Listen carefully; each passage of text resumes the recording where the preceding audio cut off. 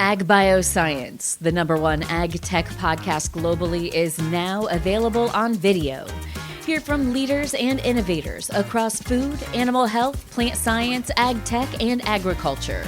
Mondays at 6 a.m. on YouTube or wherever you get your podcasts. While you're there, subscribe and leave us a review. It's the Ag Bioscience Podcast with Agronovis Indiana. Get more information at agronovisindiana.com. This is Inside Indiana Business Radio on demand for Tuesday, June 16th, 2026. I'm Gary Dick. The Vista at Origin Park, the $20 million venue for weddings, corporate functions, and social events along the Ohio River in Clarksville, is now open after some 19 months of construction. It is the first major piece of a broader 430-acre Origin Park being developed by Jeffersonville-based nonprofit River Heritage Conservancy.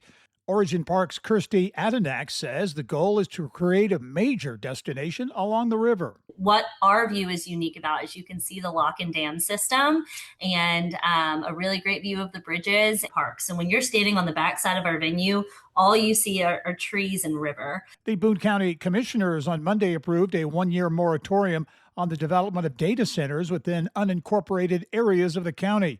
The moratorium begins immediately, making Boone one of at least a dozen Indiana counties that have passed data center moratoriums.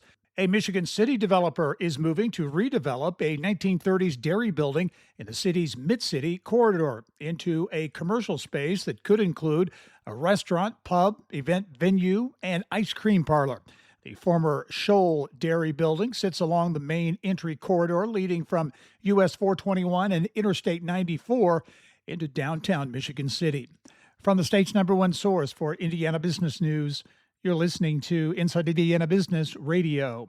Thanks for listening to this IBJ Media podcast. You're probably going to remember this ad. Do you know why? Podcast advertising works. 85% of listeners recalled hearing an ad during a podcast, and 70% of podcast listeners have acted after hearing an ad. So whether you're looking to be heard across the entire IBJ Media Podcast Network, sponsor one of our shows, or just start with a 30-second ad, IBJ Media can help. Contact advertise@ibj.com to learn more.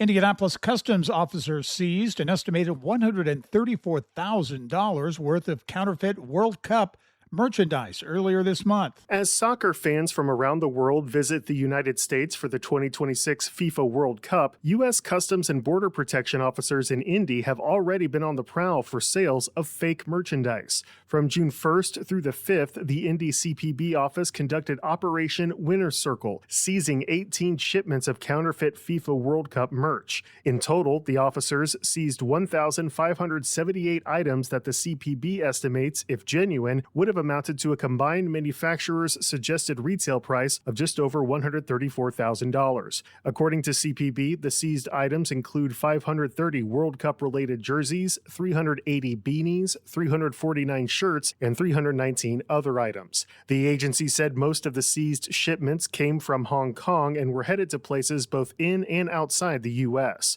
CPB warned consumers on Monday to shop from reputable online sources not only for sports memorabilia, but also for medication, cosmetics, toys, clothes, jewelry, and electronics. According to the agency, more than 90% of all counterfeit seizures come from international mail and express environments, which are channels for small e-commerce packages destined for the U.S. Alex Brown, Inside Indiana Business Radio. The National Park Service has announced that the Mount Baldy access site at Indiana Dunes National Park has reopened after a 3-month sand management project. The agency says the U.S. Army Corps of Engineers moved 27,000 tons of sand to help address sand accumulation at the site, including portions of the parking area and nearby infrastructure. While the access site has reopened, the National Park Service says the Mount Baldy Summit and Dune Face remain closed due to ongoing safety concerns.